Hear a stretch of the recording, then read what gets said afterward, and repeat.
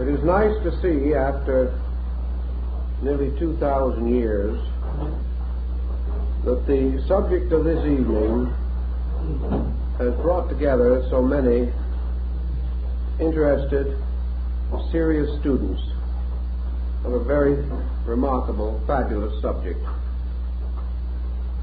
The greatest of the books of Hermes is that which is called today the Divine Pymander. It consists of 17 fragments.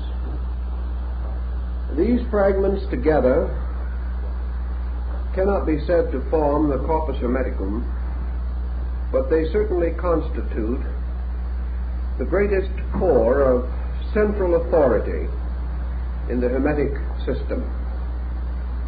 Of these works, the Pymanderies, or the Vision, is by far the most important. It is usually placed second in the collection. The analysis of this work must begin with some effort to determine its place in the literary religious structure of our world knowledge.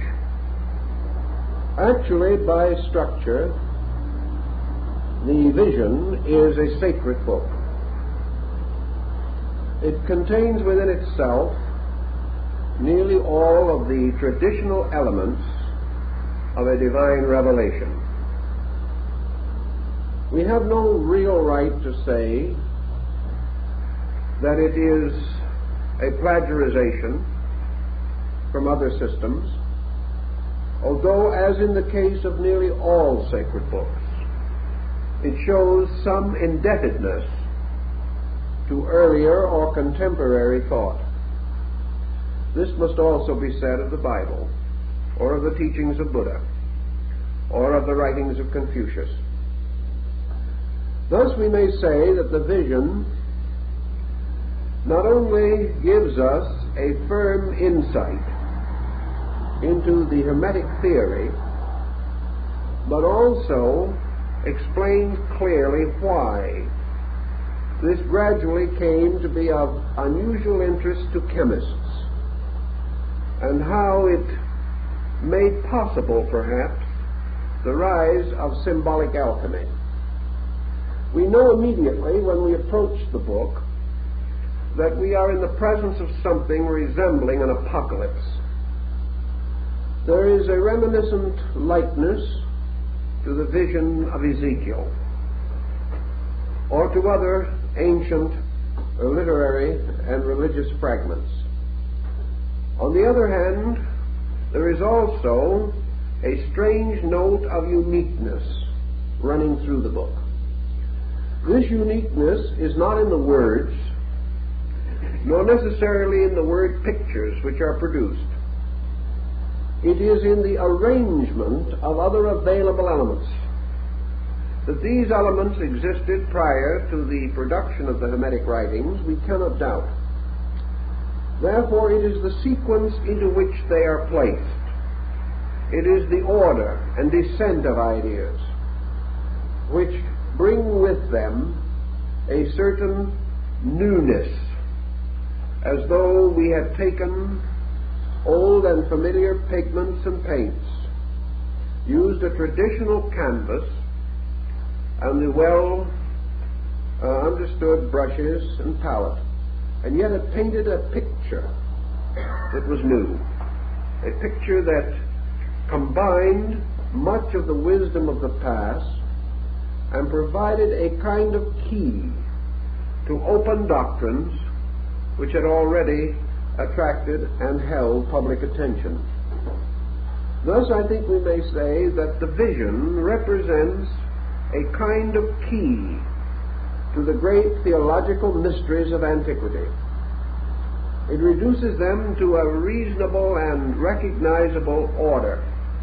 It is a powerful defense of comparative religion, and like the Apocalypse of John, shows that the author or authors had a wide acquaintance with religions apart from the area in which this work is believed to have been produced. In broad structure, therefore, we have this work that has come down to us as the divine vision of Hermes Mercurius Trismegistus, who is described as a priest of the mysteries of Egypt, and whose writings, according to their own content, bear not the stamp of a man, but the stamp of heaven. And in this work, Hermes is advanced as a prophet, as a minister and missionary of God, as one peculiarly and divinely favored to reveal an essential doctrine to mankind. The work is brief, comparatively, and we can sometimes wonder why it did not gain a greater sphere of influence. In many respects, it has a drama missing in other sacred books. It certainly has a wonderful symbolism which could inspire the minds of many persons to the contemplation of mysteries. Yet through it all, there runs a thread of intellectualism, so broad in its scope, so deep in its implication, that in all probabilities it decreed or destined that the work should have a minority audience, that it could only be understandable by certain types of persons. While it was a wonderful picture story, it was only for a certain kind of minds.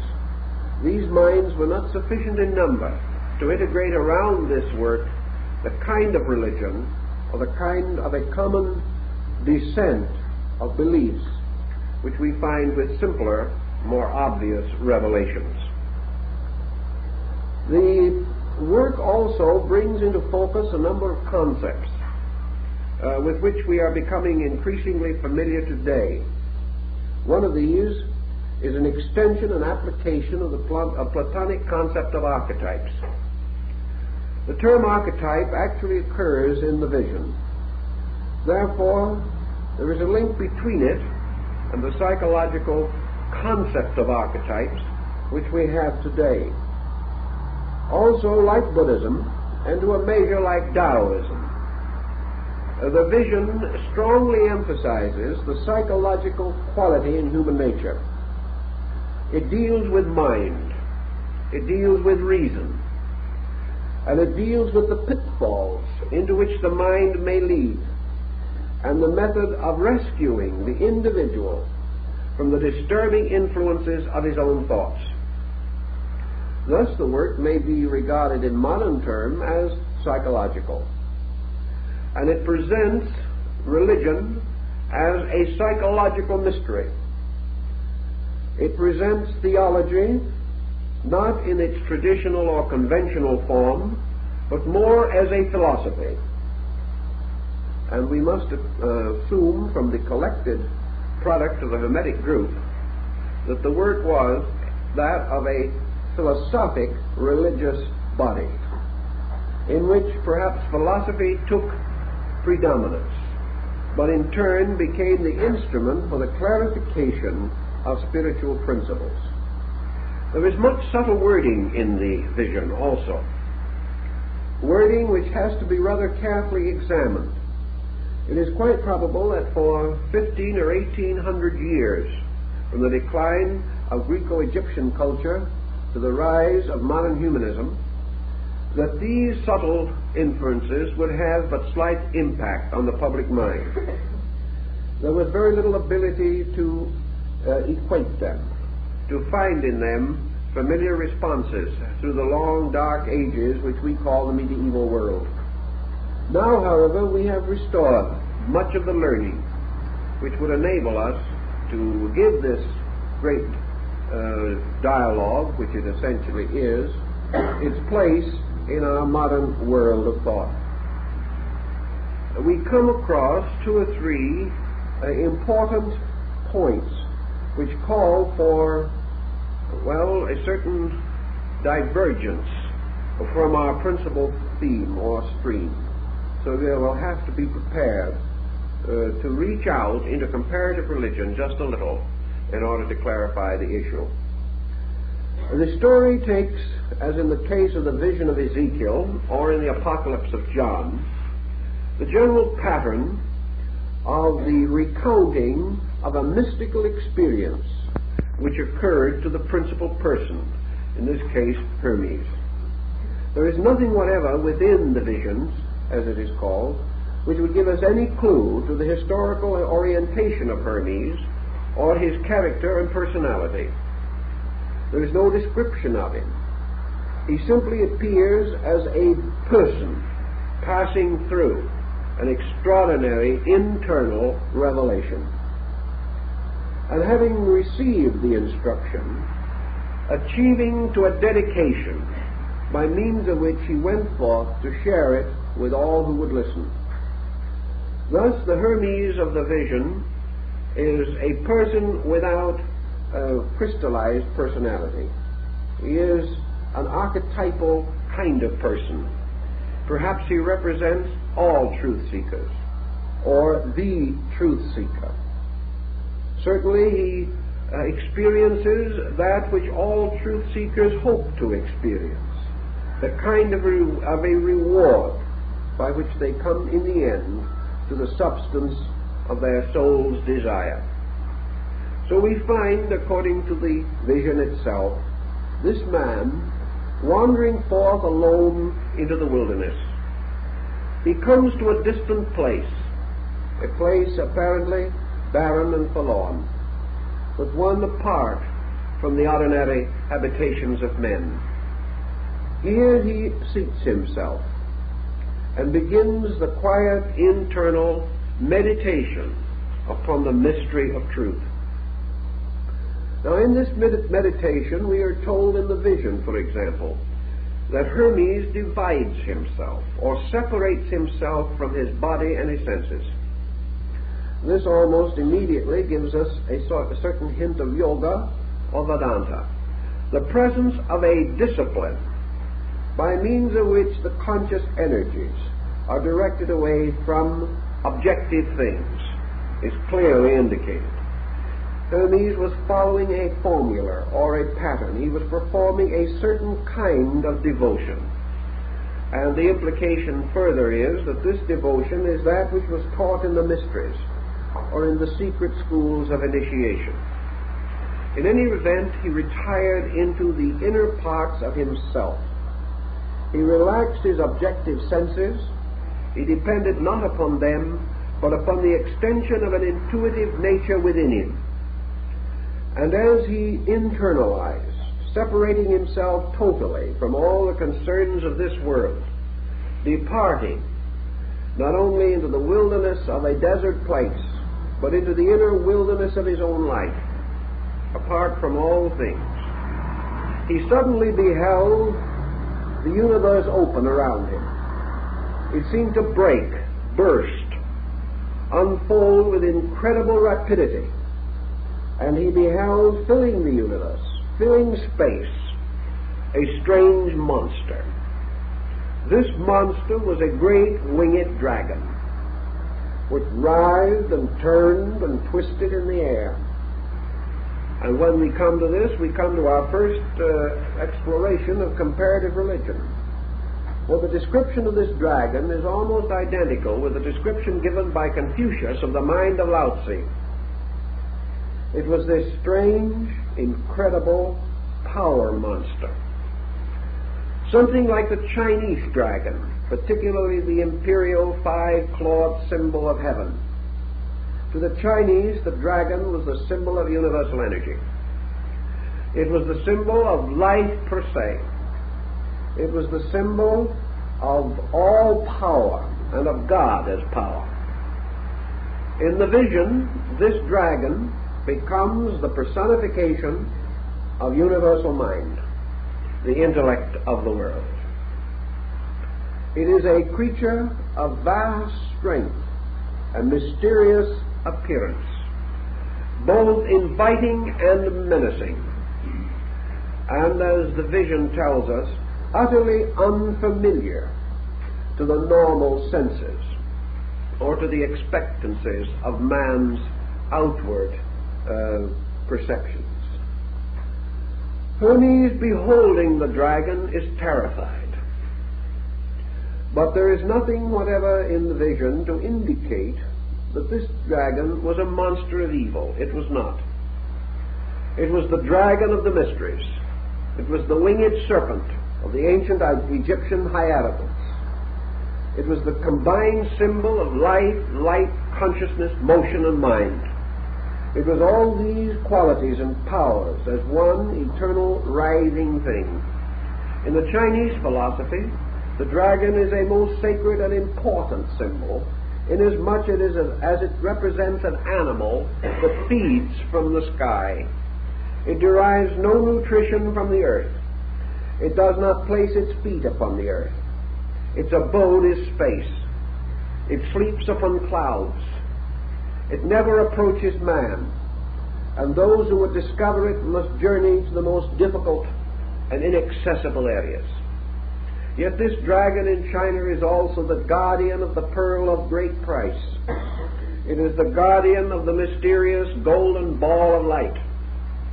It is even to some degree the devourer of the sun. And among the Chinese, of course, it was also the particular emblem of absolute sovereignty and royalty.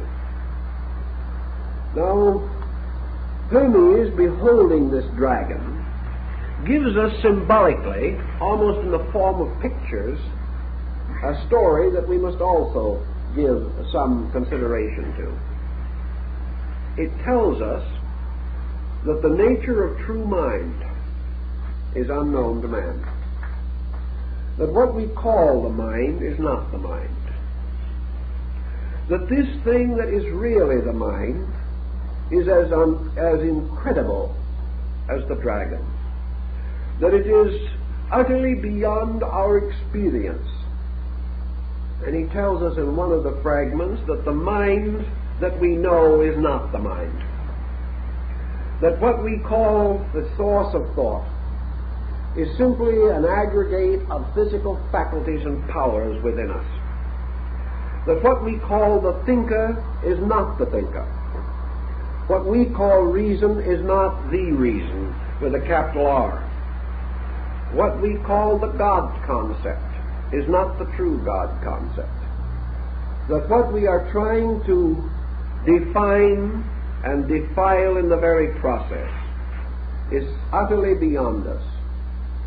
An incredible thing that in its first impact terrifies and brings us to our knees, beseeching it to conceal something of its radiance from us, because it is beyond our knowledge and beyond our power to endure.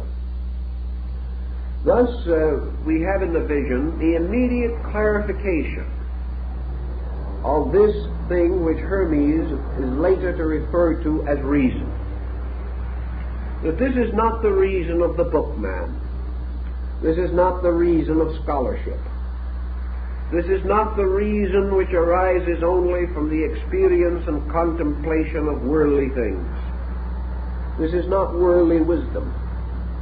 This is not the wisdom that is derived from the researches that we know. This is the wisdom which lives and forever exists free in space. A reason that never feeds upon earthly things, but has a life in itself. A reason that is wisdom with wings, an immortal creature. A creature forever in motion, forever frightening or fearful in its aspect, but at the same time this fearfulness of appearance only. For this reason destroys nothing, attacks nothing, injures nothing. The only way in which it hurts man is because it frightens him. It does nothing actually to injure him. Hermes, however, fearful of the tremendous impact of this mind in the form of the great dragon, beseeches reason to present itself to him in some more familiar or more simple form. And this heavenly thing sort of falls back into itself again. And in the place of it is a great area of radiance. There is only light. And this light is therefore the appearance of reason. This light is a radiance abiding in space.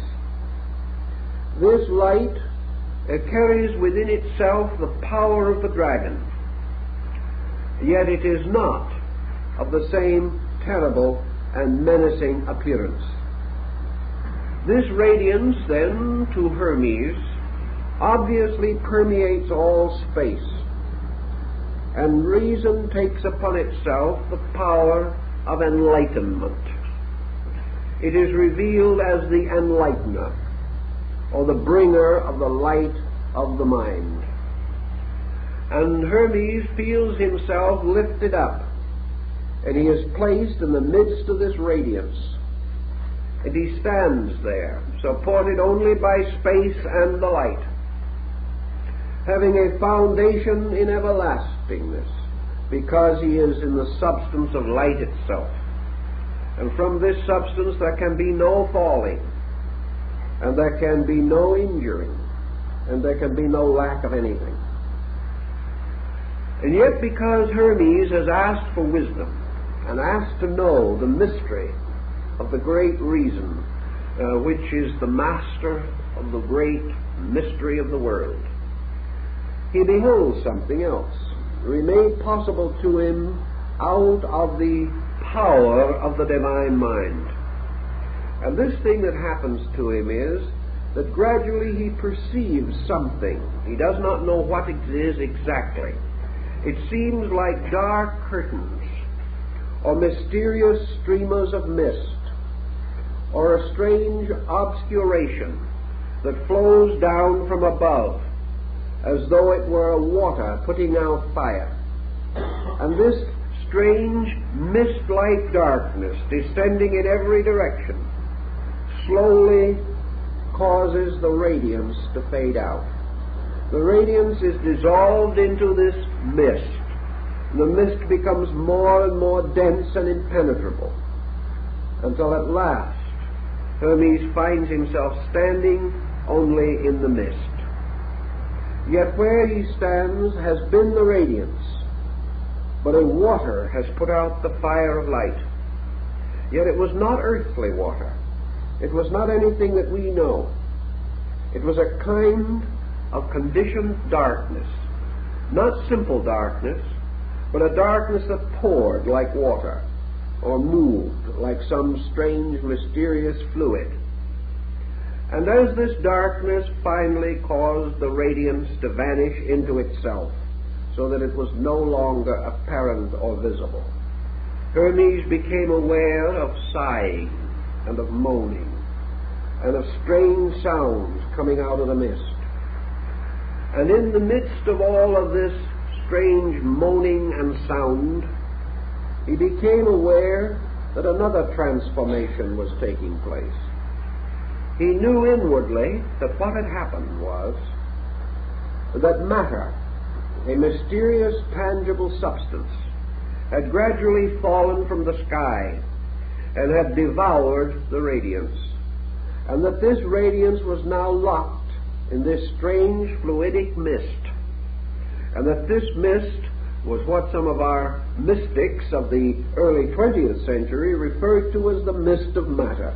It was this material something that had swallowed up the light, and because of this there was a strange moaning and crying and sighing. As this condition continued for a time, another strange and wonderful thing happened. There arose out of this mist and this darkness, now ascending from below, a great column, a pillar. And this pillar became a great radiant thing, standing in the midst of the mist. And Hermes heard the voice of reason, the great invisible dragon that was no longer to be seen.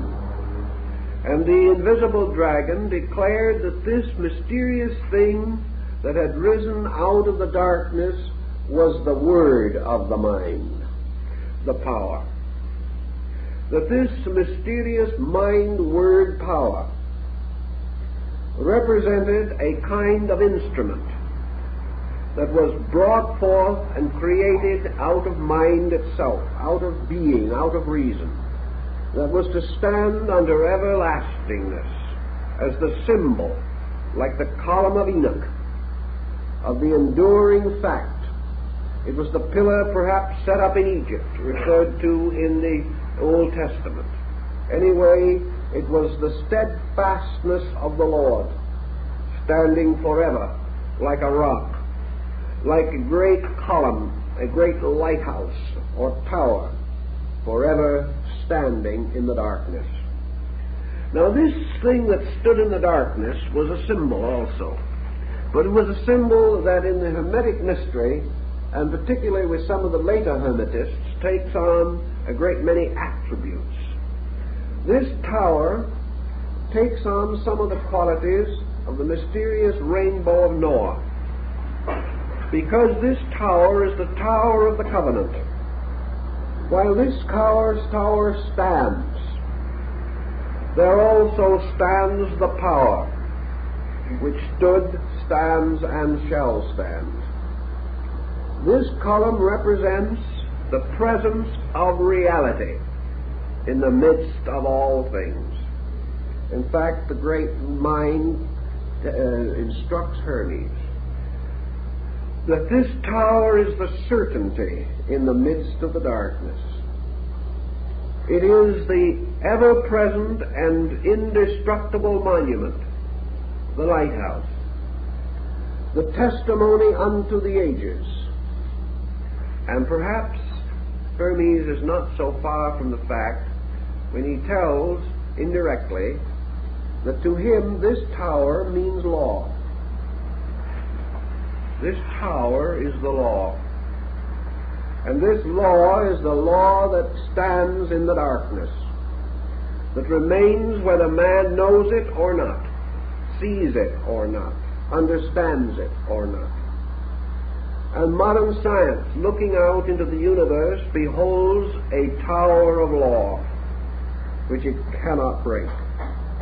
And that which in its own nature is forever invisible reveals itself by the immutability of the seasons, by the motions of planets, by the great courses of cosmic systems, by the principles of growth in all things, by the harmonies of elements, by the structure of cells, and by the mysterious formulas which by their reversal can even split the atom.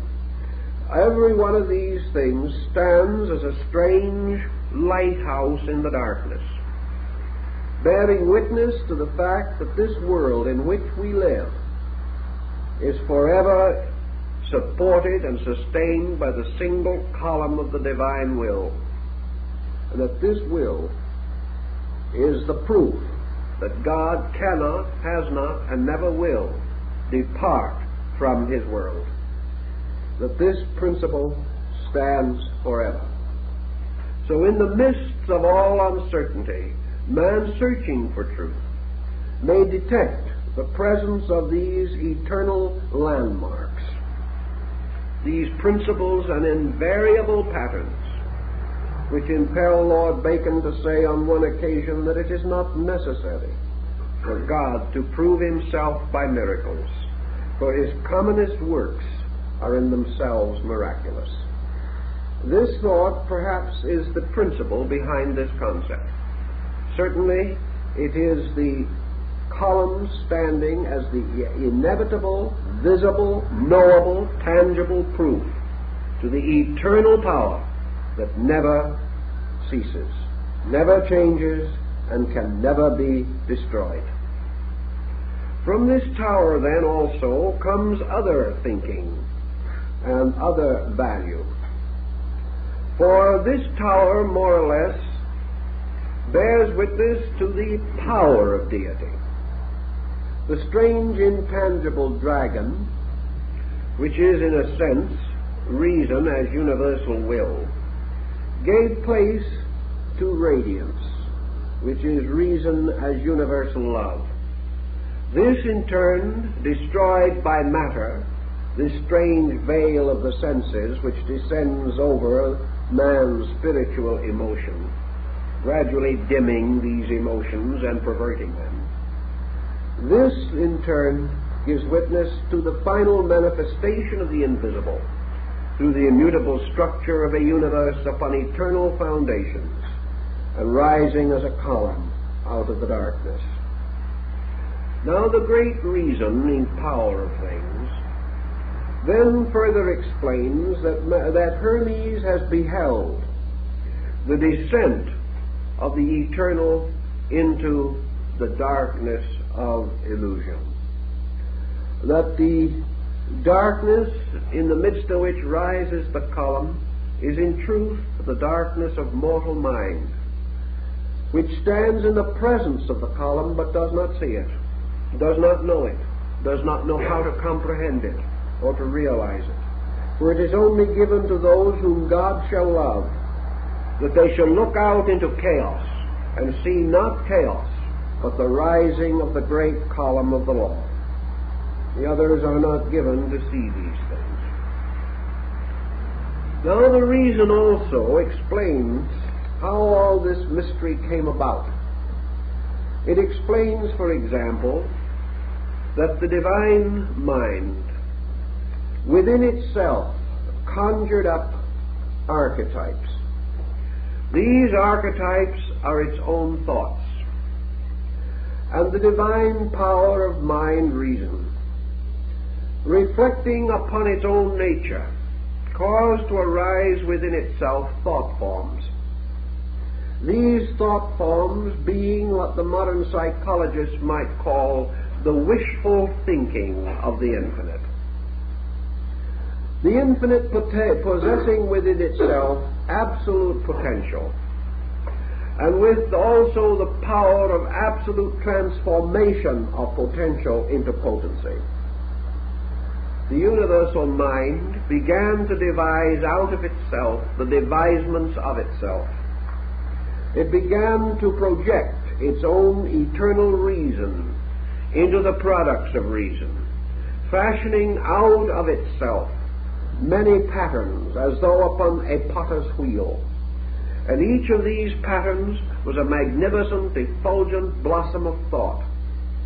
Each of these patterns was a tremendous dynamic symmetry of divine idea.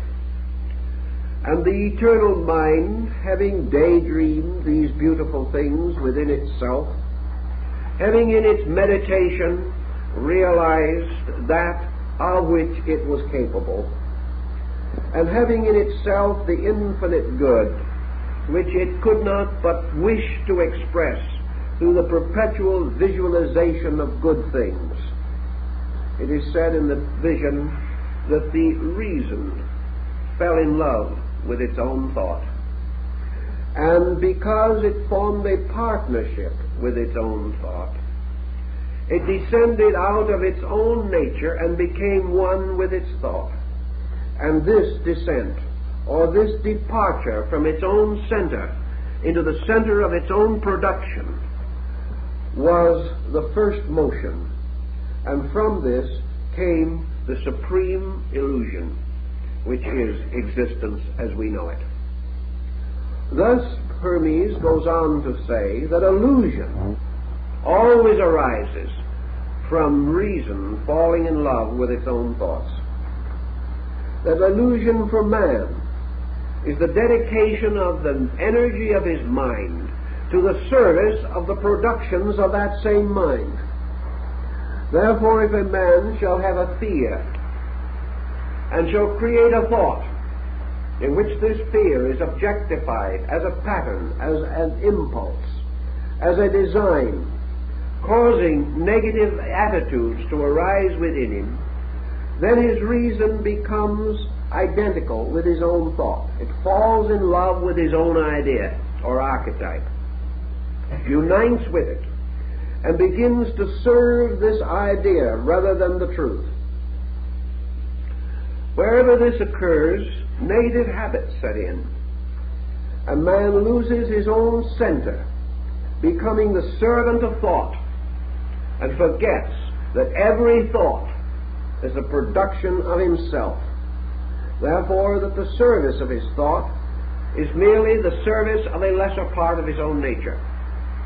Forgetting this, he dedicates his life to the fulfillment of his own thoughts, and in so doing wanders further and further into space, like Dionysus, following the magic mirror held by the Titans. And when he has been lured away from the great throne of heaven, the Titans set upon Dionysus, the reasoner, and destroy him. And then they eat of his flesh. They in turn are destroyed by the thunderbolts of Zeus, and from the ashes of the Titans, containing the blood of Dionysus, was fashioned the bodies of mortal men. This is your Greek myth, and carries the same essential point.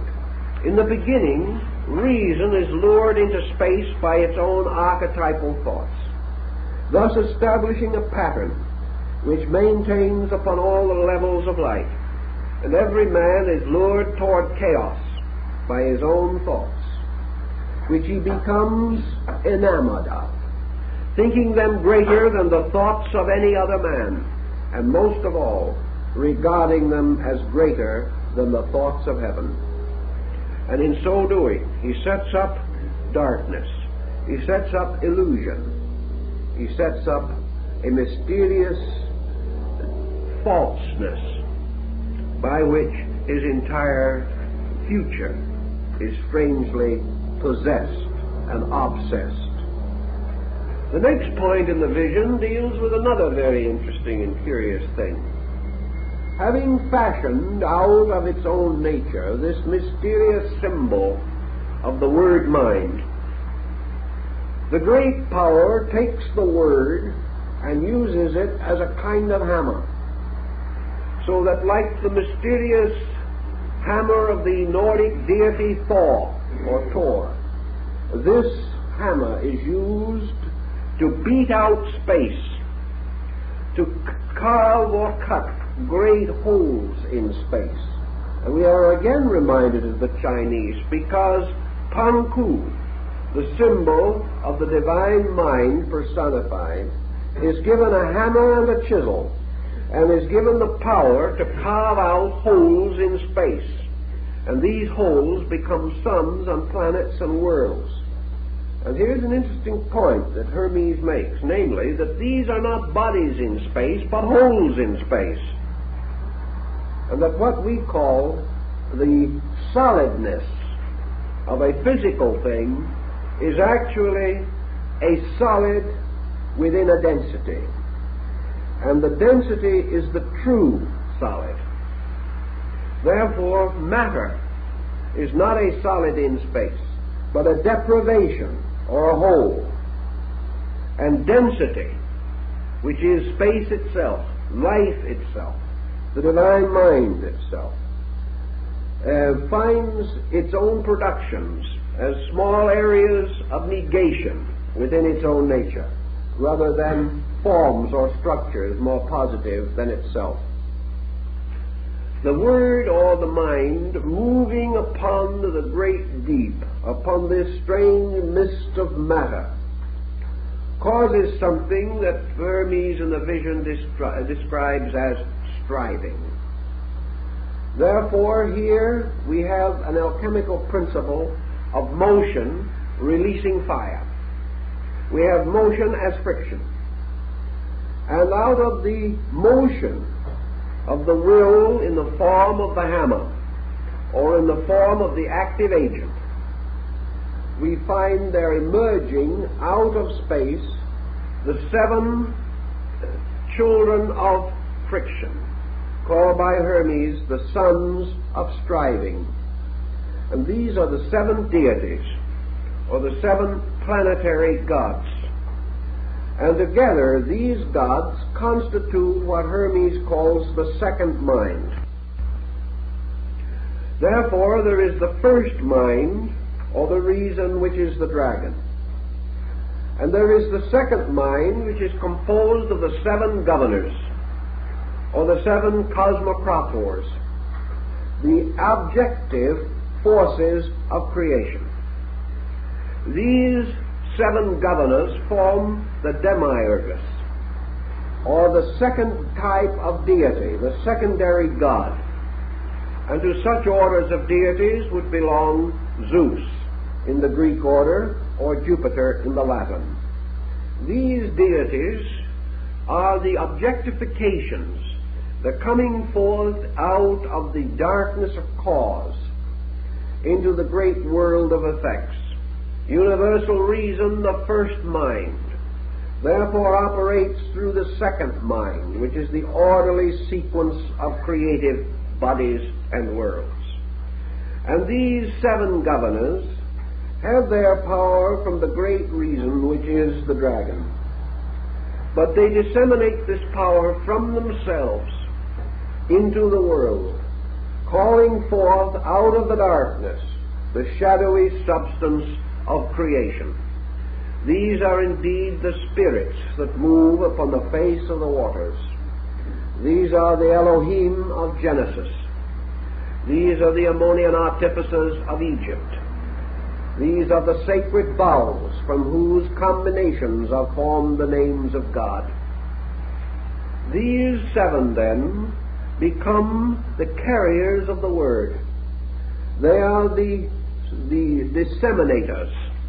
They are the diffusers and the distributors. And they sit upon their ancient thrones, or drive their chariots around the golden altar of the sun. We have therefore now the concept of the emergence of a universe, of a solar system, or of a power. Now, in the midst of these procedures, Hermes beholds something still further. He beholds, rising out of the deepness and darkness of things, Anthropos, the divine man. Anthropos seems to stand in the midst of all things.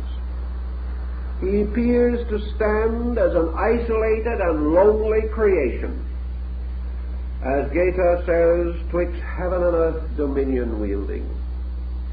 This is the mysterious, primordial, archetypal, universal man. This is the total man. This mysterious great man of the Zohar, who stands with his head in the heavens, one foot upon the earth and the other upon the oceans. This is the great macrocosmic man. And this man, in the Hermetic doctrine, is the one and only begotten Son of the Father. And this is the man that stands forth as Anthropos, the man which is the son of the mind, the son of reason, in whose nature have been gathered all of the celestial elements. For this man is the final and most perfect of the archetypal projections of the mind of the Creator. This man, therefore, is that being made and fashioned in the image of the reason of God. Now, we said that this man, we mentioned in a previous lecture, efforts have been made to parallel this man with the Christ of Christianity as the only begotten, and also, strangely, as the celestial Adam. This power, which is also found in the writings of Bami and is symbolized by an upright, light letter A, even as the relapsed Adam is represented by a black letter A. This celestial man, however, is not truly a Christian figure. This does not mean that it is opposed to Christianity, but it cannot be said that this archetypal man of Hermes is simply patterned upon the Christ concept. Nor could it be safely said that the Christ concept could have been patterned upon this. It stands apart. For this man, fashioned by the Father, is truly the Redeemer of the world. It is truly the creature that was made to be proprietor over all things. It was this creature that was given the right to be a citizen in space, to wander from star to star, to gather experience in the great meadows of the constellations. This great man, this mysterious, shadowy archetype, was a perfect, magnificent, heroic creature, almost in itself a god, yet a product of a god. And into this archetype, all of the essentials and essences of the divine nature were united, so that truly it was the noblest work of the Creator, and was really a kind of projection of himself. There may be a parallel to this in the idea of Osiris being reborn in his own son Horus. For it was through this great man or universal being which it had fashioned that reason came into its perfect rulership over matter, because this archetypal being was virtuous, gracious, full of light and wisdom, defective in nothing, deficient in nothing, because within it were all the potentials and powers of the eternal reason. Thus, in a way, eternal reason is consummated in the concept of archetypal human reason.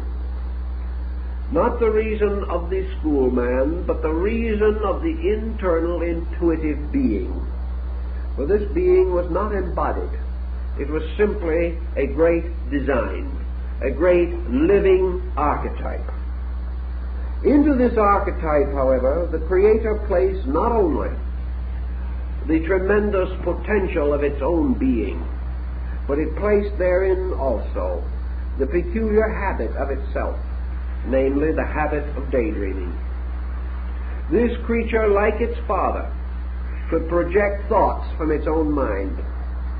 It likewise could conjure up ideas, fall in love with them, become possessed by them, and wander away from its own strange, ethereal space foundations.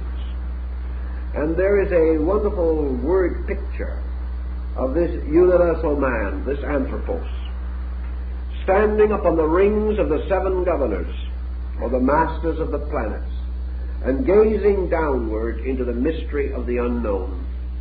Hermes tells us then also a very interesting fact that I believe has become quite a point in Jungian psychology, namely that in the presence of the unknown, man is always in the position of being liable to a fall. The human being cannot, apparently, in his own personal psychology, survive a kind of mystery which, if it ever grasps him or envelops him, leads him into the strangest and most distant departures from reason and common sense.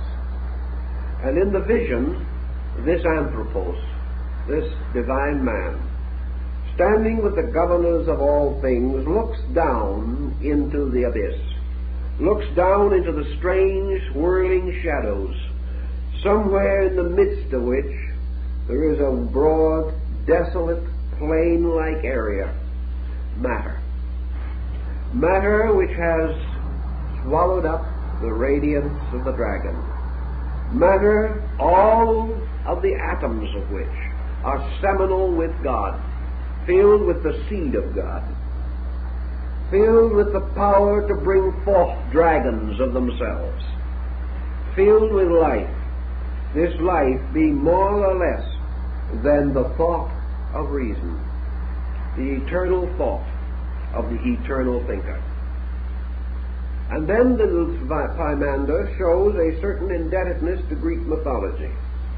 For this anthropos, this heavenly man, gazing down into the abyss, gazes as though into the depths of a still pool or upon the surface of a burnished mirror.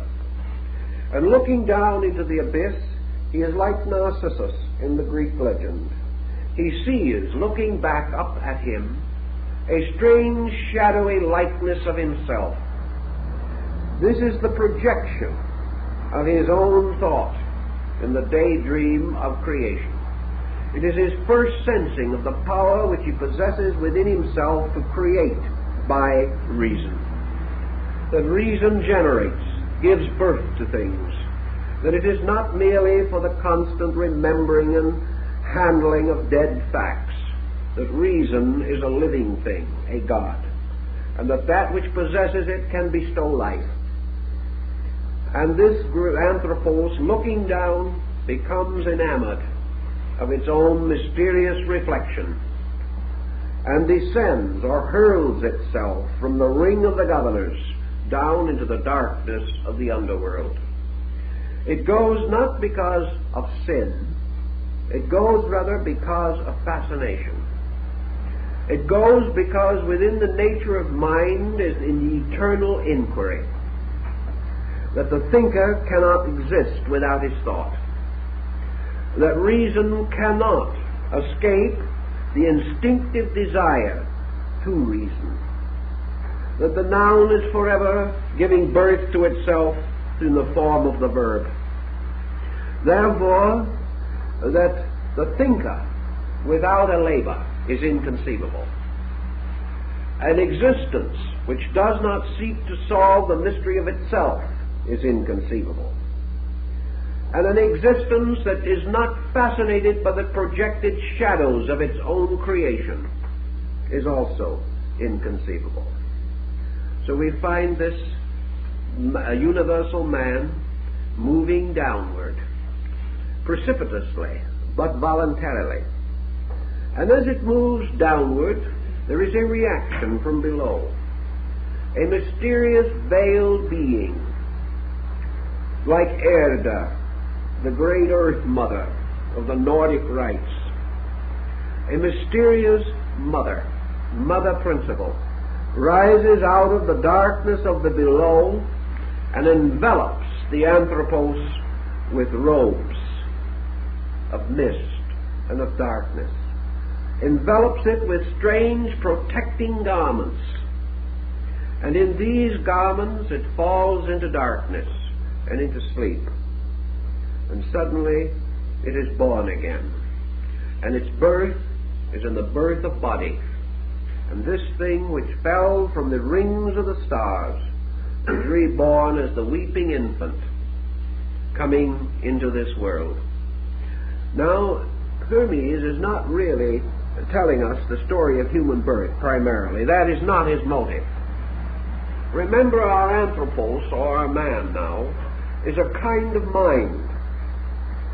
Of course, the great mother, the enveloping mother, is form or body, which to protect this mind in the darkness of the abyss wraps it in a kind of swaddling garment, which is also not different from a grave cloth, and thus protecting it, protecting the power of the mind by encasing it in a form. It then leads it downward into the world of form. And we find then archetypal man passing from the state of a spiritual existence to the state of a material existence. And symbolically, man the thinker is born into this world.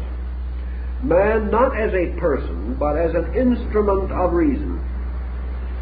Man as a projection of the Father. Man really is the wish fulfillment of the eternal. Man as reason, exploring the darkness of the field of its own thought. So what has actually happened now is that the dragon, having projected the archetype of creation, creates an instrument by means of which it can move into its own archetype. This instrument is archetypal man, the symbol of Manus, the mind thinker. And taking upon itself the likeness of its own mind, it moves into its thought, falls with it into nature or into matter, and comes forth as embodied reason. This embodied reason is a strange thing, for it has a tremendous invisible and a comparatively limited visibility. This creature, wrapped in cloths and robes, is almost incapable of motion. It has lost all memory, as in the famous Gnostic hymn of the Robe of Glory. It has lost all memory of its own origin. It has, however, come into existence with a spark, and this spark is the seed of reason. And it is this seed of reason without which no thing can be created, and which is intrinsic in every atom, every electron, every indivisible, ultimate, minute particle of energy or substance. Every one of these contains the seminal reason of the infinite. It contains the seed of eternal truth.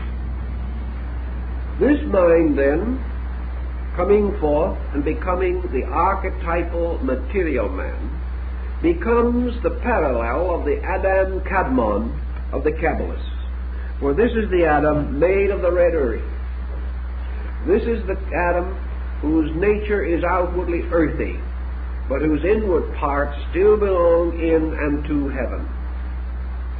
Now this man, or this eternal power, this wonderful anthropos, has stood upon the rings of the seven governors, and descending into the darkness of material obscuration, has brought not only with it the power of the divine reason, but also brings with it the powers of the seven governors.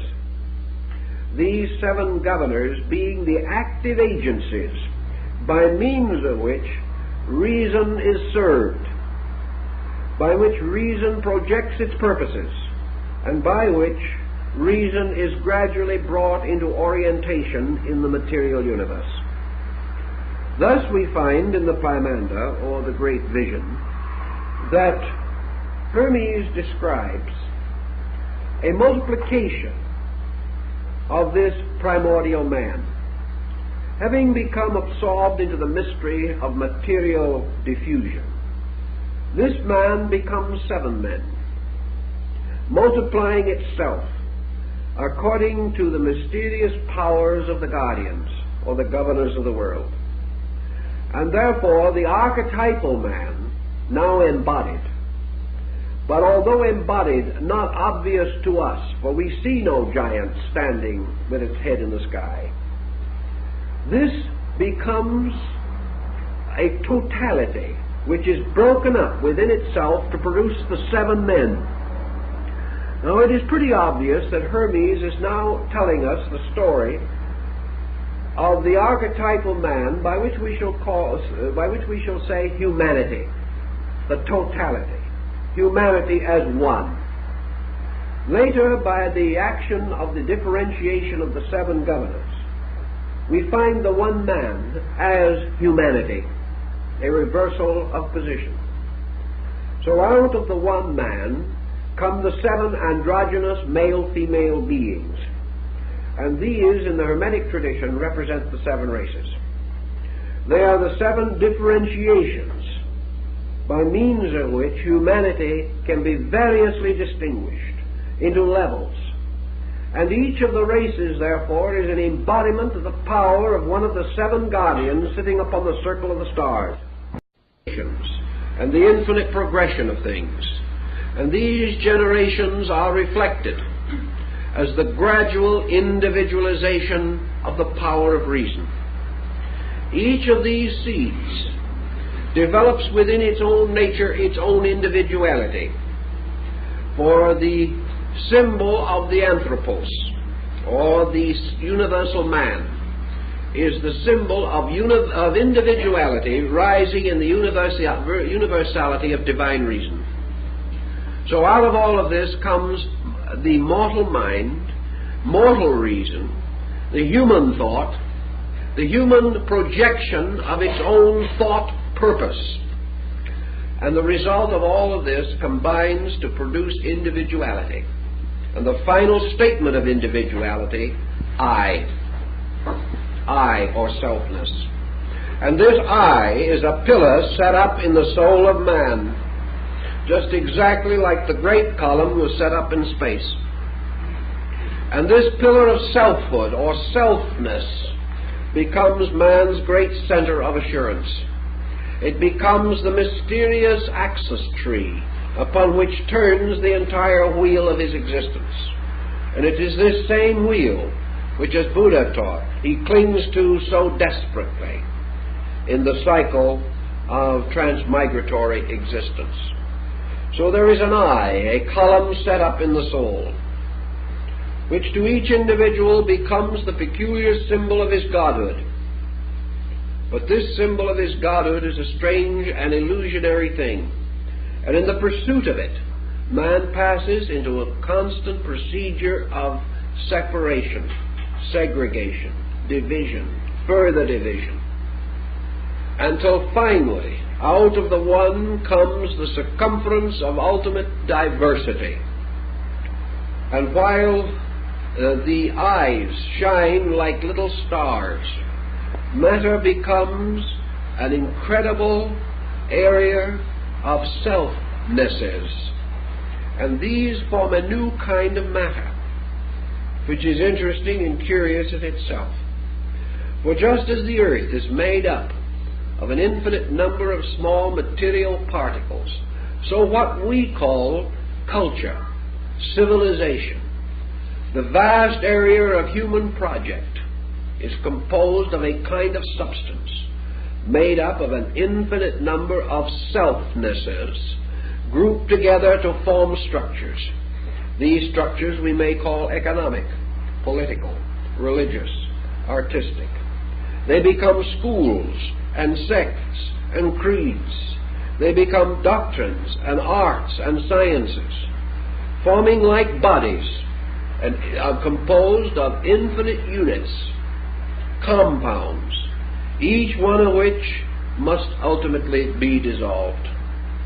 Thus all mental and emotional forms, cultural forms and concepts are temporary kinds of bodies composed of the voluntary cooperation of selves, of selfhoods, that stay as long as they wish to stay, or endure as long as they can endure, and then depart.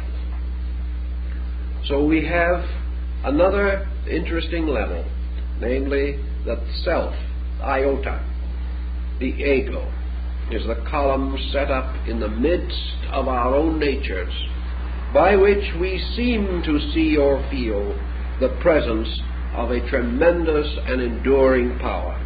But this power is purely symbolical. Hermes then beseeches the great mind, reason, which is the eternal dragon, to reveal to him something more. He has now learned of how Leviathan, this dragon, gathering unto itself a third of the stars of the heavens, carried them forth into the abyss. We have again a biblical parallel. Now, according to Hermes, comes the greater mystery of it all. How this infinite number of separate I-nesses shall finally be reconciled. How from the base metals and substances of nature the infinite mind shall be rescued and restored and revived. And reason explains to Hermes that all these forms and bodies set up in nature are merely the instruments of its own purpose, and that its purpose is the complete and full discovery of its own unity. Man, in order to experience that which is good, must have certain need, must have desire, and must be capable of the archetypal thought of good. It must have the ultimate archetype of unity in order to experience its own eternal unity. That which is undivided knows not its own unity unless it passes through the experience of apparent diversity and discovers itself. Thus reason, through this vast pageantry and circuit of things, is forever concerned with its ultimate goal, self-discovery. That from the exploration of the not-self, it shall be restored to the equilibrium of the self-knowing. And the great mind or reason tells Hermes that the course of this is a vast cycle of which the death of man is a miniature representation or replica. And the reason says to Hermes that man is separate from truth because of the various deflections which affect its mind, which affect its attitudes, and particularly divide it from others of its own kind. The formula for regeneration as set forth in the vision is almost completely Buddhistic. But it is not certain that it was brought from India, although it is possible that it could have been, because the doctrine of Buddhism had been well established in Asia for 450 years before the probable date of the compilation of the Pymander. In any event, this pattern, perhaps supported by the Babylonian account of the adventure of Ishtar at the seven gates, certainly gives us a clue to what we want. The soul passing out of the body at death, therefore proceeds toward the goal of liberation. What is death to the body is achieved by a certain disenchantment of the mind. Thus, as body must die to release its occupant, so illusion must die in order that the truth content in reason may rise victorious over error. Here again is a strong psychological position. And in this sense, death thus becomes disenchantment, the reason escaping from the wiles of the senses and from the pressures of material situation. We have something a little reminiscent also of the Parzival legend and the young prince and his experiences in the enchanted garden of Klingsor, the black magician. This disenchantment, like in the story of Mohammed's night journey to heaven, consists of the reason ascending through the 7 orbits of the planets, ascending through the 7 gates of the governors of the world, and voluntarily returning to each of the governors the conditioning qualities which that governor has bestowed. In other words, man fell by taking on attributes and qualities. He rises by renouncing them. So we have a bit of astrology coming into this pattern, which is perfectly consistent with the times, for in those days astrology was as sound a science as physics is today.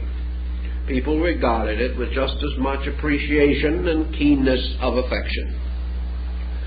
So the disembodied being, the disenchanted one, who has wakened from the sleep of material life and has passed out of this world of matter into the sidereal world of the divine machinery, moves first upward through the gate of the moon.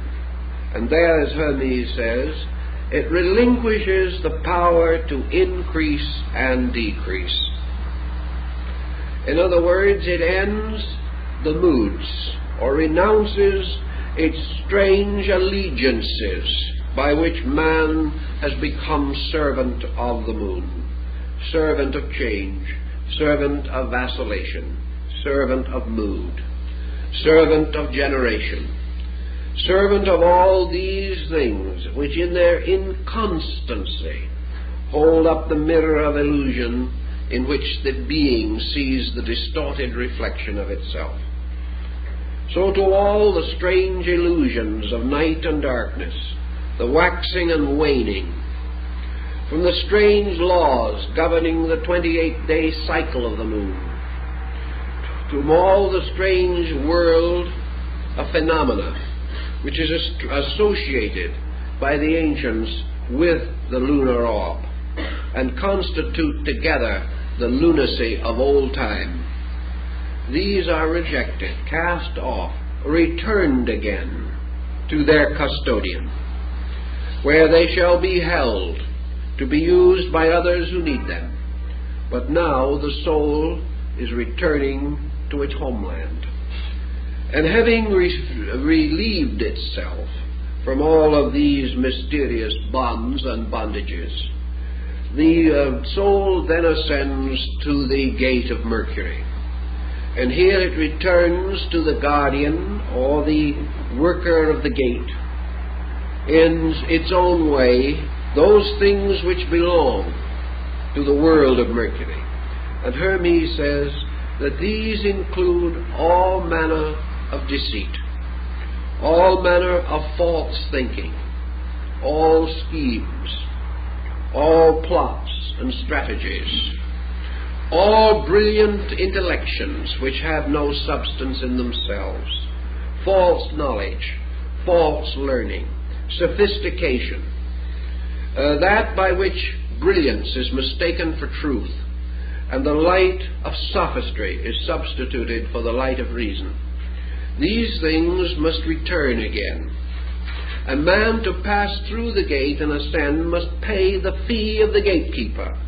And at each gate, the gatekeeper demands its allotment from the nature of man, so that at each gate man loses something of his mortal or corporeal nature. And he ascends to the third gate. And here he must restore to Venus those things which are the peculiar province of this goddess. And most of that which he must restore is vanity. Vanity must cease. He must never again be moved by appearances and the outward semblances of things. He must not chase the will-o'-the-wisp of gratification or of idle fortune, nor must he in any way be deceived by the seemingness of anything. He must penetrate appearances, seeking for that beauty which is in the soul of things, and not indoctrinated only by those symmetries and graces of form which he has mistaken for the presence of reality. Having paid the keeper of this gate, he goes on and approaches the gate of the sun. And here, to this guardian, to this one of the seven governors, he must restore its substance, which is ambition. For here he must return to the gatekeeper all of those things which bear upon greatness, all desire to excel others, all comparative search for self-aggrandizement, to escape from the illusion of high office or the delusion of humility and humble station, to escape also from the temptation of possession and the great temptation of all, to use what we have to the detriment and destruction of those who have less. This must be left with the keeper of the gate of the sun, and then the soul proceeds onward to the gate of Mars. And here the gatekeeper also demands his fee, and to him must be returned all contention, all discord, all hate, all warlikeness, either of the mind or of the body. Here likewise there must be an arbitration of every conflict which can possibly affect adversely the spiritual destiny of the soul. To Mars, therefore, must be given back temper, anger. Even righteous indignation has no place. All things but gentleness must be renounced.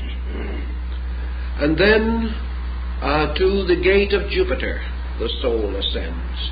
And here it must perhaps sacrifice more than in any other place in our way of thinking today.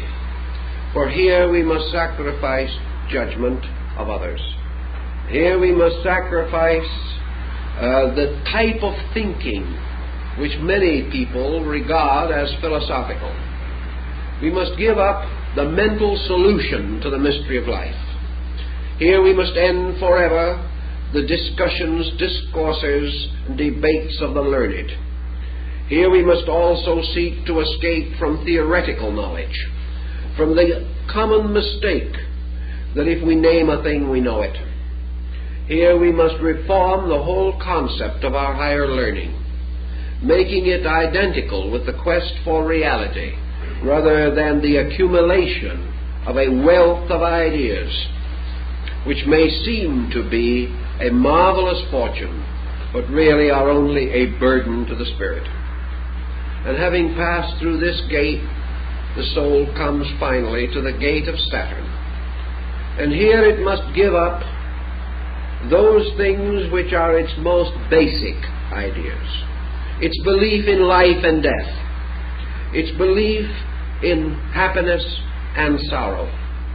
Its belief that this world bears anywhere within the substance of itself any injustice. Also, we must give up all compromise about the laws of nature and the laws of God. Here we must give up all evasions. We must give up everything which seems to point to the permanence of our illusionary state, so that indeed, from the gravity of this planet, we have gained a gravity which holds us down, and we must return it, so that we are once more free of motion, that we move with the moment, that we master the mystery of time, that we overcome forever past, present, and future in ourselves, becoming now not only bodiless but timeless, dwelling in space. And having so done, according to the old beliefs, we were returned again to the infinite, from the strange whirling rings of Saturn. And the soul which has ascended above the seven governors then enters into what Hermes calls the blessed state of the eighth sphere. This eighth sphere, which in the old astronomical system corresponded with the empyrean, or the abode of the angels, or the abode of blessed spirits, was also the sphere of the fixed stars.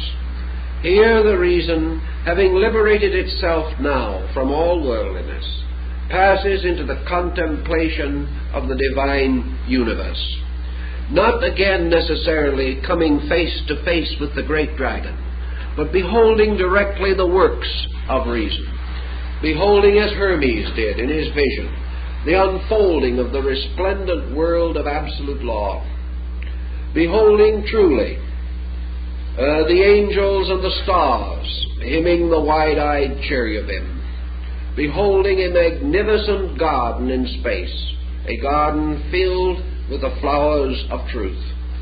Here the being comes into the certainty of the divine good, lives in the world directly in the fashioning of God, and beholds inwardly the faces and substances of the divine powers.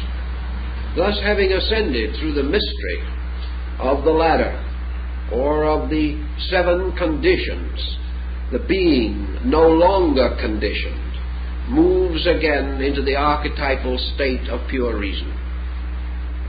This, to a certain degree, corresponds also with the ladder of illumination described by Plotinus, the Neoplatonist, for it represents undoubtedly the progressive refinement of man's consciousness, and his motion from opinion to sense, from sense to knowledge, from knowledge to wisdom, from wisdom to understanding, from understanding to intuition, from intuition to illumination, and from illumination to God.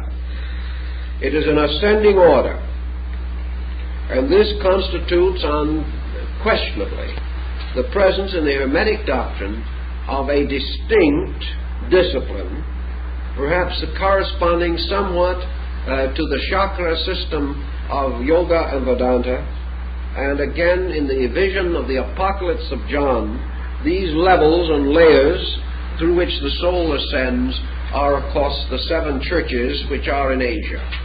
And the victory over the seven governors corresponds to the opening of the seven seals.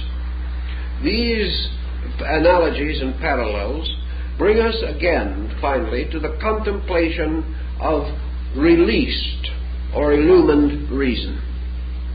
reason which by virtue of itself now reasons about but one subject, and that is deity. Not deity theologically, but deity as totality. Deity is the end of all learning, the summit of all sciences, the source and perfection of all arts. We no longer think of reason either as philosophical or as theological. It is now simply the total knowing of the total thing to be known. Hermes, having received this part of the revelation, brings to us another interesting situation for us to consider. He asks the great mind, the great reason, the dragon, something about the nature of the expectancies and hopes of mankind about all this. He knows, and perhaps has already been told, because the original sequence of the verses or sections of the vision is not really known. He anticipates, at least, that he is about to set forth upon the ministry of service, that he is to bring the message of the great dragon, that he is to become the instrument for reason, that truly it is not himself but the divine reason in him which is to speak. And he asks, naturally, to whom shall the reason speak, and who shall understand the reason? How shall this strange ministry be promulgated? And the dragon answers him very, very definitely, but of course, as always in these cases, a dogmatic way which is not clearly practical, at least not in its first presentation. First of all, the reason assures Hermes that the secret of the final liberation of all things is that the same reason which in its substance overshadows and permeates is also the same reason which in its fragments, divided and embodied, must accept the doctrine. Thus reason speaks only to itself. It speaks from the total appearance of itself to the diversified appearance of itself. And because every germ of life contains the seed of reason, this seed can be restored, it can be released, can ultimately be raised from the darkness of its ignorance to an abiding in eternal light. However, this reason, in the case of mankind, is deeply buried and hidden within the structure of mortality. It is obscured, punished, almost destroyed by the senses. It has slight, if any, opportunity in the confusion of our outward living to achieve its proper and purposeful end. Therefore, the divine reason tells Hermes very simply that the course of procedure, much as in the biblical parable, is that Hermes shall go forth and sow the seeds of reason, that he shall bring the message, and the message shall fall upon fertile ground and upon sterile ground. And there shall be some who will immediately accept. There are others who will ultimately accept. There are many who will not accept, for time or time and a half times. That there will be those who, understanding, will in various degrees of intensity rise from the darkness of their sleep and search for this reason which is the true substance of themselves. There are others again who will believe it but will not seek. There are some who will say, this is true, but it is not for me. There are others who will say, sometime, when things are different, I will search, but now I cannot. There are others still who will say, I would like to search, but my worldliness is stronger than my faith. Therefore I shall cling to that which I know. At some time, perhaps, I shall know more. All kinds of humanity. And there are some who shall blaspheme the reason, shall deny that it exists, and say that man comes out of the earth and will return to it, and that is all. And these shall be considered as abiding in a strange, thrice dark darkness. For they are not only without the light, but they are without the vision of the need of the light, and they are without the possibility of the hope of the light. These different beings will variously react, and some may turn upon Hermes and injure him. Some will ridicule him. Some may attempt to destroy him. Others will pass him by and ignore him. And a few will listen. More will argue. And some in turn will attempt to convert him to their ways. But in all cases, it is his duty to preserve always the vision and the reason, to serve it in every way that he can. And if it shall happen that a man shall not come to know the reason of the world, because the voice of Hermes has not reached him, or the voice of other prophets sent by God have not come to him, or men have so diluted the words of the prophets that they can no longer guide their lives by the ancient ways, these men are not lost. They are not destroyed, nor is there for them any great and eternal evil. They shall simply at death go to sleep. And they shall sleep, and they shall move in their sleep through the gates and the keepers of the gates. And in their sleeping they shall pay no fee, and they shall return nothing to the keeper of the gates. And they shall return again into the great eighth sphere, but they shall sleep. And they shall sleep through the mystery of this, and in their sleeping they shall float into the sphere of the stars. And in the sphere of the stars is a river, flowing forever, which is called by us the river of stars, the Milky Way. And this Milky Way is the nurse of little souls, and it nourishes them out of the milk of life. And when the souls reach this, they shall enter upon the stream as little ships upon a river, and they shall float, and float, and float. And they shall float back again, down into the world, and be born again. And so they shall float back into the dream, and into the illusion from which they have never awakened. And they shall rest for a little time among the stars, and then they shall be born again in this world. And they shall keep on this cycle until they awaken. For they cannot be released until consciously and voluntarily they return to the seven guardians, the fees of the payment of the seven spheres. This, Hermes is told by the eternal reason, is not because God loves or hates, because God punishes or rewards. For there is nothing that God could hate but himself, nothing he can reward but himself. There is nothing that he can say, well done, to, except the doing of himself. There is no way in which a part of himself can be lost to himself, for he is all and he is forever. Therefore this great cycle goes on, not by fear, not by hate, not by punishment, nor by reward, but because it is under the mysterious axis which is called the spindle of necessity, upon which all things turn. And these are the roads and the ways and the machineries by means of which the divine power fulfills its own work. They are the functions of its body, just as circulation and assimilation and excretion are functions of the mortal body of man. And because the rotations and revolutions of the bloods and fluids of the body maintain the body, so the mutations and revolutions of beings maintain the vast circulation of that infinite one, who alone is the essential substance of things. Thus this great procedure is function.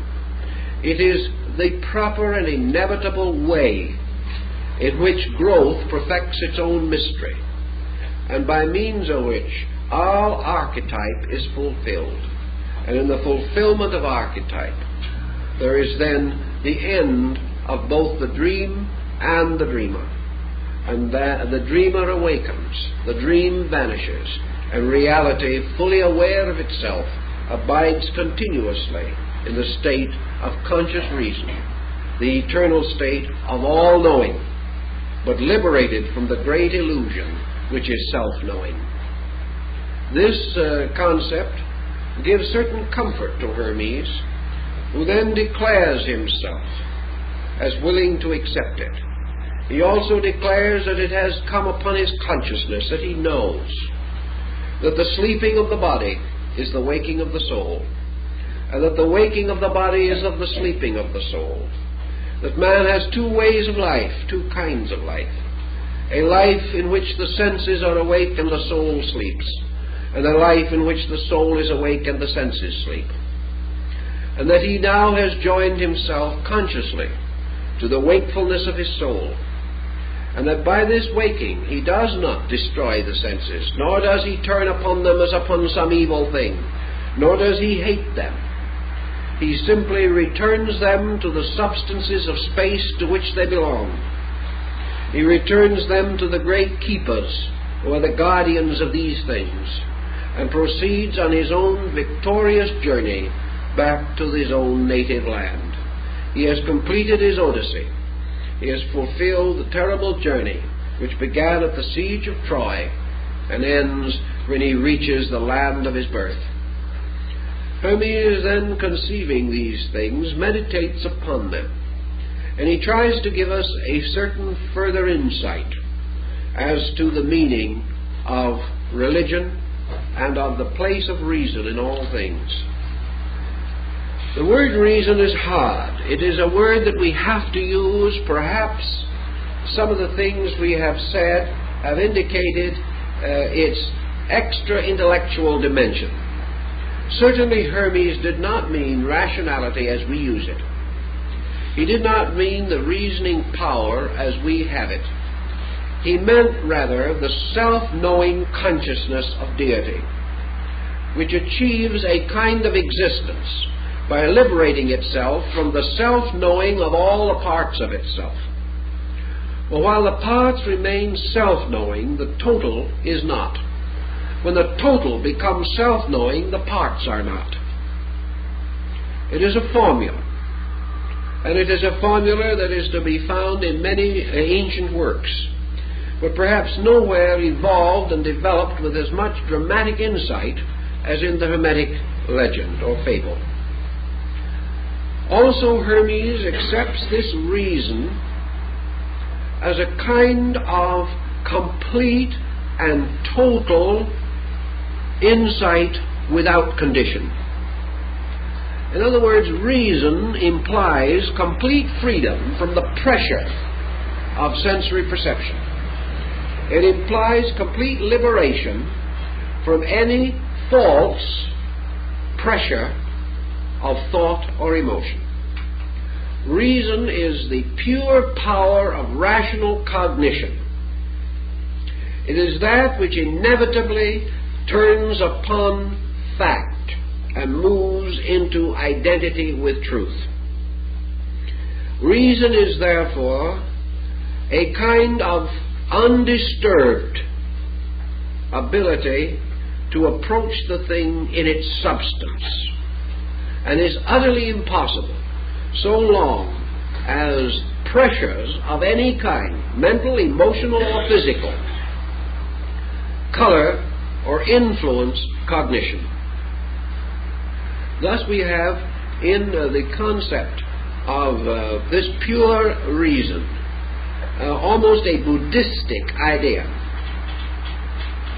The sense of nirvana as we find it, the samadhi of the saint in Eastern mysticism, this condition of the total experience of reality without the recognition of self-existence, the drifting of the personality to sleep, in which in this moment, when the personality ceases, the universal part, the universality, takes over, opens and rushes in upon man, perhaps even with the terrible aspect of the great dragon.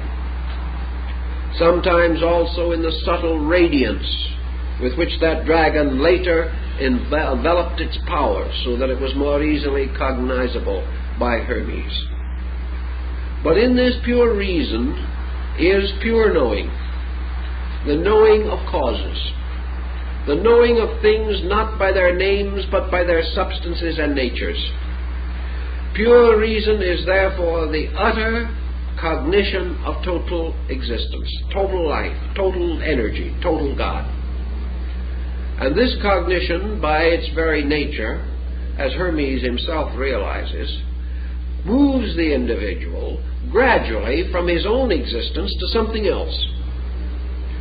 Hermes fully realized that this ultimate state of reason could not belong to man. This perfection of cognition, this total apperception and apprehension of all things, was no longer a human faculty. There could be only one all-knowing power. There could be only one reason behind all things reasonable. Therefore, man himself could not ever become totally perfect in this rational faculty. The only answer was that as man ascends and leaves his humanity behind, he leaves also behind the mysterious image of the redeeming man, the anthropos. For the anthropos represents man's awareness of his nearest proximity to reason or reality. Thus the anthropos represents the extreme of conscious learning, conscious wisdom, conscious understanding. It is the highest state in which a being can contemplate its own source. Therefore it stands above the circle of the worlds. It stands as the only begotten. It is selfhood, the only born of the selfless. Man, therefore, can attain, perhaps, to an heroic state, for the hero of the Greek is the anthropos of Hermes. Man can reach a condition where perhaps all knowledge shall be granted unto him, where everything knowable he shall know, where everything learnable he shall learn, and everything capable of being understood he will understand. But when he attains that, he stands on the borders of space. He stands gazing out upon the final expanse of actual participation, identification, by means of which all things observed and contemplated have their intervals removed. This man cannot achieve by his own reason. So Hermes, following the Eastern mystics, Buddha and others, realized that at the last step, human reason simply ceases, and something else goes on. And this thing that goes on is that which grew up through human reason, which became, so to say, the tutoring power. For as man brings forth his children and raises them to their maturity, man likewise within himself brings forth his reason, educates it, directs it, disciplines it, and brings it to its maturity. But when his child is mature, that child no longer belongs to him, but has a life of itself in time and eternity. He has been only the custodian, the guardian of something he could never own. This is Hermes' concept of reason. Namely, that this reason which man disciplines, tutors, and uses for so many diverse purposes was never his own, and can never be his own. By means of the cultivation of it, he gains certain joys, certain experiences, certain opportunities. But as he shares the companionship of his children in their growing years, only to have them leave him when they reach their own majority, so reason, having attained its majority, leaves man and goes back to God.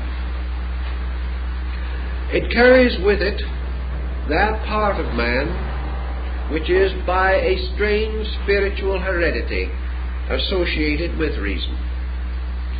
It more or less carries back the only thing that is left of man by that time, and that is his own reason. But his own reason, leaving the world behind, leaves its own selfhood behind and becomes again universal reason. So as Hermes is told by the great mind or the great dragon, the only reason a man can be saved is because the divine reason is in him, that it cannot be taken from him.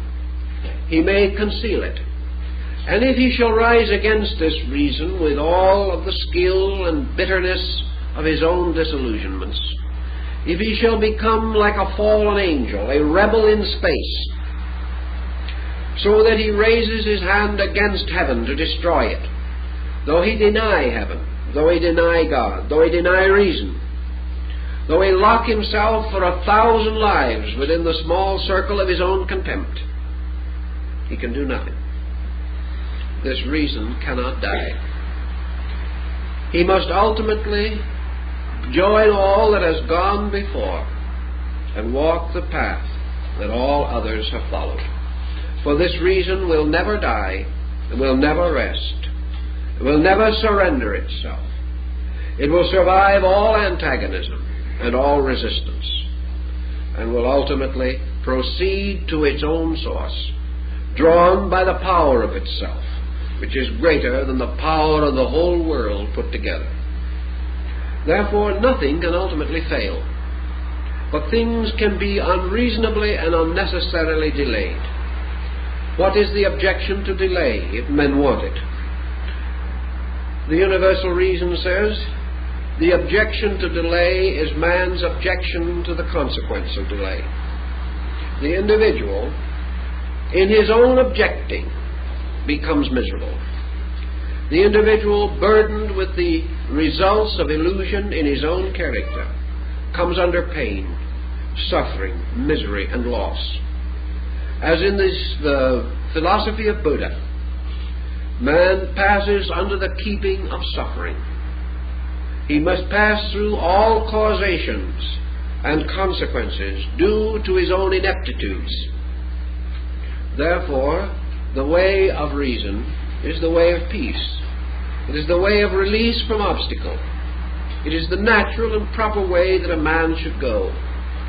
It is perfectly proper that a parent shall raise the child. It is perfectly proper that it shall guard it and educate it and bring it through many dangerous periods perhaps, and sit by the side of sickness in the night, nursing and praying that the child's life shall be spared. It is also proper that the parent shall enjoy the life of the child and shall look forward to the fullness of that life for the child. But when the child grows up, which is like human reason reaching its majority, the parent, the old body, the personality with its senses and its limitations and restrictions, shall be so selfish as not to release the child, that the parent shall try to dominate the child, shall hold its life beyond the proper time, shall make this child the servant of its own happiness, instead of freeing the child to live the life that was its proper purpose. If, therefore, having brought the child to majority, the parent then continues to press its own will upon the child, then this child's life is damaged. Then there are sorrows for both child and parent, and perhaps the child will rebel, or perhaps the parent will have a broken heart because it has not received the sympathy and understanding which it feels it deserves for having so faithfully reared that child. This is the problem of reason and the mind. When man's mind reaches a point of skill whereby it is capable of sustaining itself and having its own life, it is then the proper purpose that this mind reason should be allowed to grow. Man should not bind it to merely the satisfaction of his senses. He should not overshadow it like the ambitious parent, Man should not take the life of this free reason and bind it merely to avarice, to selfish personal gain, nor should make this reason the servant only of its senses, of its passions, of its hates and its fears. In so doing, it oppresses the child which it brought up. It refuses to free the reasoning part to fly upward to the sky and to the light according to its natural destiny. Thus man can delay the return of the seed of reason to its eternal ground. But he cannot prevent it. For in time this struggle, this conflict will exhaust the selfishness in man. He cannot go on forever. He cannot be hurt forever. At last, raising his eyes, asking the heavens for pity, he must come face to face with the column of law that rises in the sky. And he must realize that against the eternal will he has struggled in vain, and that his waves breaking against reality are themselves broken, but reality stands unmoved. Thus, in the Return to Reason, Hermes points out that eternal reason, speaking through him, Hermes, gave its message to his disciples, who are also reason.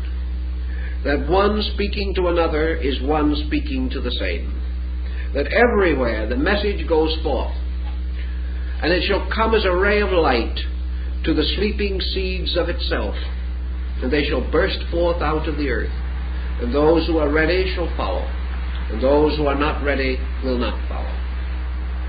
This following is of no importance, nor does it have any meaning, because all these things are within the common reason, which is the infinite good. No man should be surprised by the conduct of another, because reason embraces all conduct and understands it, and knows why it is as it is. So those who accept the teachings of the shepherd are not different from those who reject, but those who have accepted have shortened the sorrow of their own journey and have found their way back. And so Hermes, having seen the nature of his ministry, that his ministry is merely to pass along that road, to teach, and to go his way, realizing always that it is the eternal reason that moves within him, that if he is quiet and at peace, this reason will lead him, and it will make those who know him receive his words, and it will be acceptable to those who are ready, and for the others there must be the silence and the return to the stars.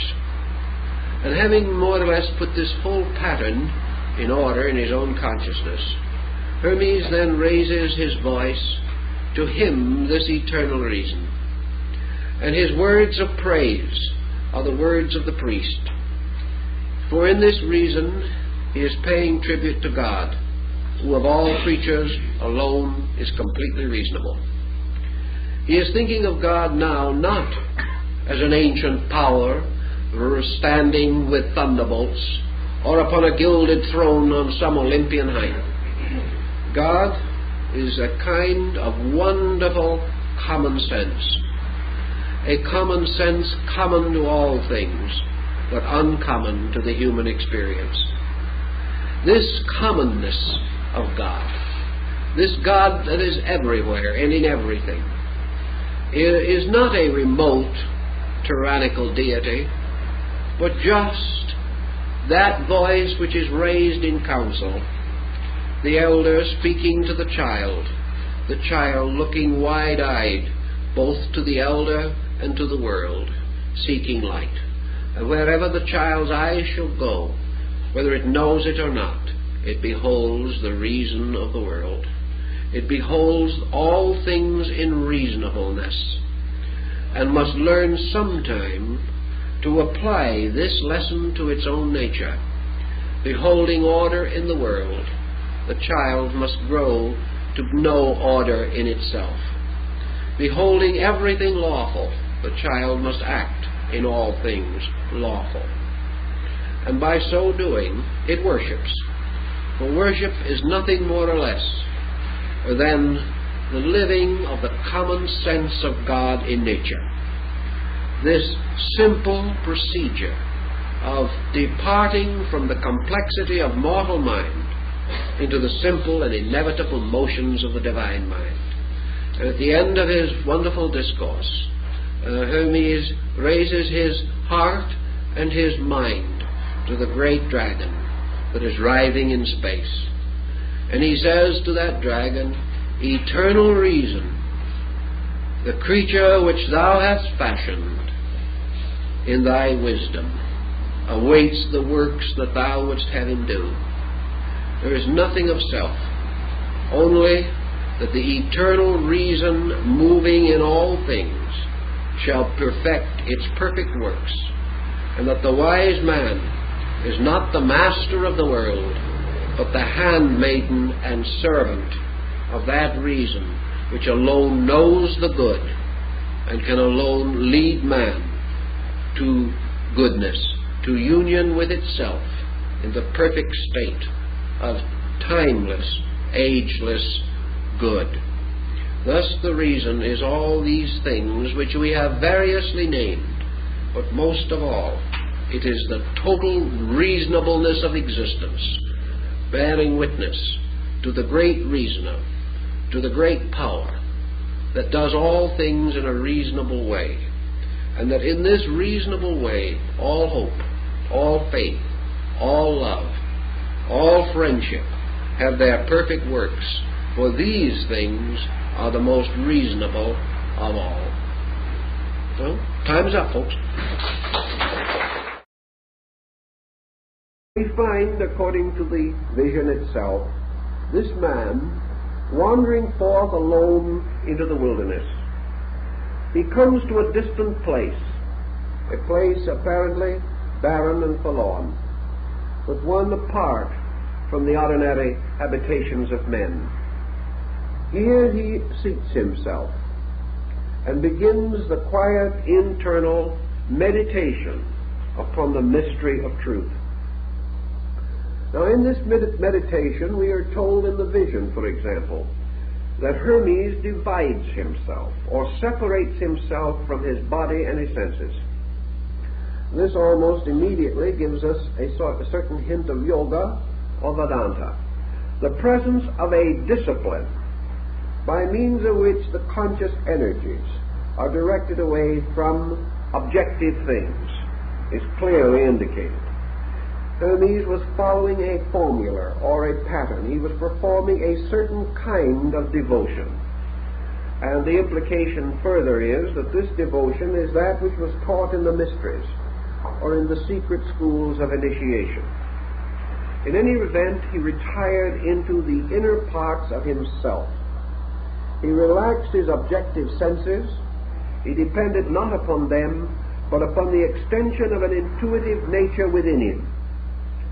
And as he internalized, separating himself totally from all the concerns of this world, departing not only into the wilderness of a desert place, but into the inner wilderness of his own life, apart from all things, he suddenly beheld the universe open around him. It seemed to break, burst, unfold with incredible rapidity. And he beheld, filling the universe, filling space, a strange monster. This monster was a great winged dragon, which writhed and turned and twisted in the air. And when we come to this, we come to our first exploration of comparative religion. Well, the description of this dragon is almost identical with the description given by Confucius of the mind of Lao Tzu. It was this strange, incredible power monster. Something like the Chinese dragon, particularly the imperial five-clawed symbol of heaven. To the Chinese, the dragon was the symbol of universal energy. It was the symbol of life per se. It was the symbol of all power and body, in which perhaps philosophy took predominance, but in turn became the instrument for the clarification of spiritual principles. There is much subtle wording in the vision also, wording which has to be rather carefully examined. It is quite probable that for 15 or 1800 years, from the decline of Greco-Egyptian culture to the rise of modern humanism, that these subtle inferences would have but slight impact on the public mind. There was very little ability to equate them, to find in them familiar responses through the long dark ages which we call the medieval world. Now, however, we have restored much of the learning which would enable us to give this great dialogue, which it essentially is, its place in our modern world of thought.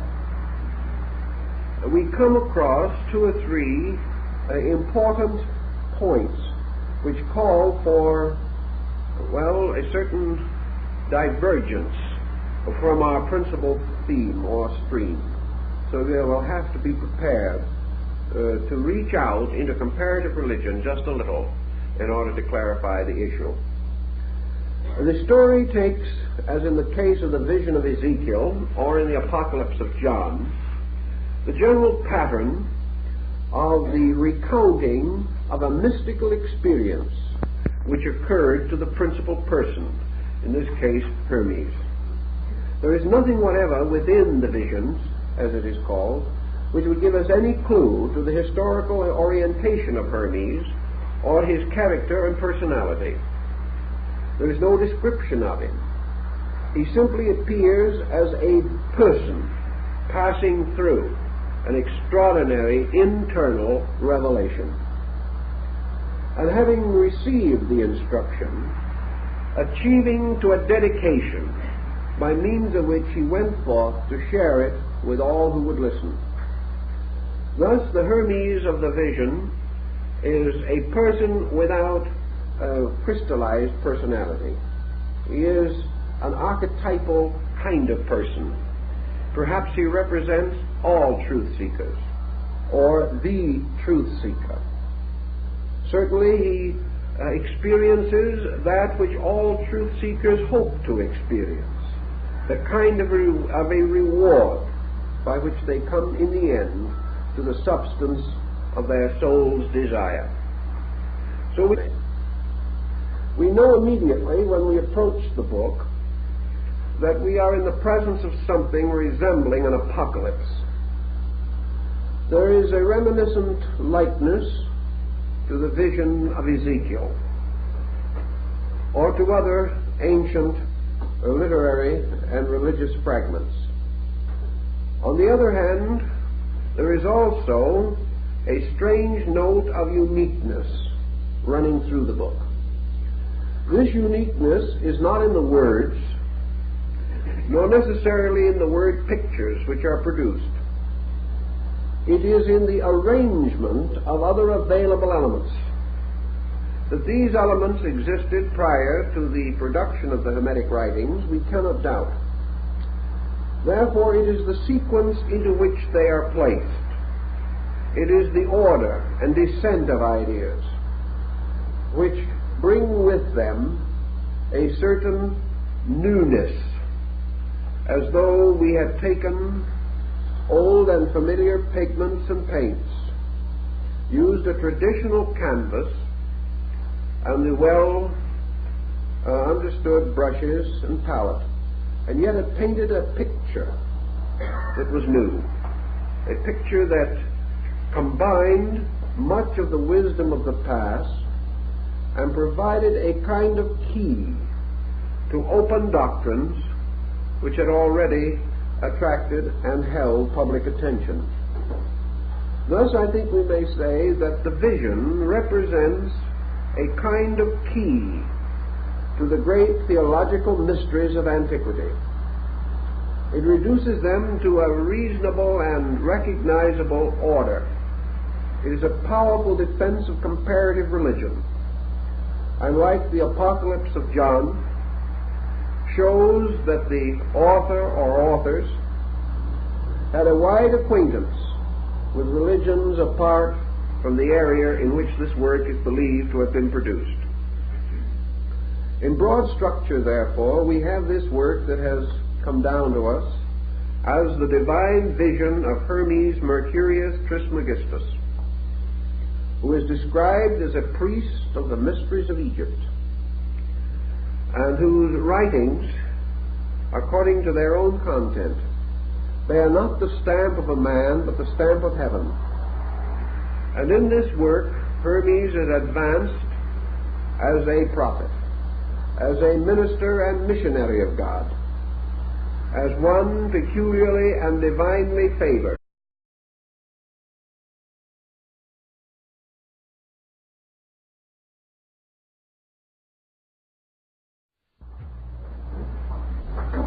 It is nice to see, after nearly 2,000 years, that the subject of this evening has brought together so many interested, serious students of a very remarkable, fabulous subject. The greatest of the books of Hermes is that which is called today the Divine Pymander. It consists of 17 fragments. These fragments together cannot be said to form the corpus hermeticum, but they certainly constitute the greatest core of central authority in the Hermetic system. Of these works, the Pymanderies, or the Vision, is by far the most important. It is usually placed second in the collection.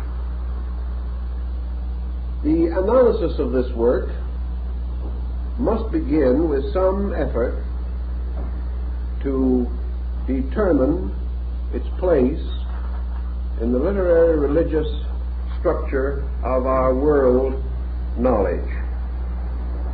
Actually, by structure, the Vision is a sacred book. It contains within itself nearly all of the traditional elements of a divine revelation.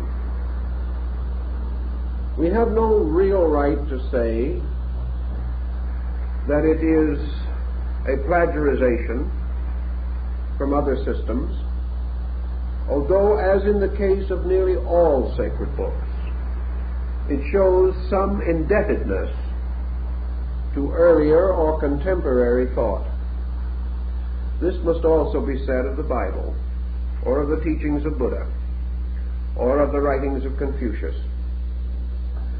Thus we may say that the Vision not only gives us a firm insight into the Hermetic theory, but also explains clearly why this gradually came to be of unusual interest to chemists, and how it made possible, perhaps, the rise of symbolic alchemy to reveal an essential doctrine to mankind. The work is brief, comparatively, and we can sometimes wonder why it did not gain a greater sphere of influence. In many respects, it has a drama missing in other sacred books. It certainly has a wonderful symbolism which could inspire the minds of many persons to the contemplation of mysteries. Yet through it all, there runs a thread of intellectualism, so broad in its scope, so deep in its implication, that in all probabilities it decreed or destined that the work should have a minority audience, that it could only be understandable by certain types of persons. While it was a wonderful picture story, it was only for a certain kind of minds. These minds were not sufficient in number to integrate around this work the kind of religion or the kind of a common descent of beliefs which we find with simpler, more obvious revelations. The work also brings into focus a number of concepts with which we are becoming increasingly familiar today. One of these is an extension and application of the Platonic concept of archetypes.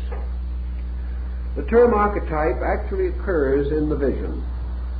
Therefore, there is a link between it and the psychological concept of archetypes which we have today. Also, like Buddhism, and to a measure like Taoism, the vision strongly emphasizes the psychological quality in human nature. It deals with mind, it deals with reason, and it deals with the pitfalls into which the mind may lead, and the method of rescuing the individual from the disturbing influences of his own thoughts.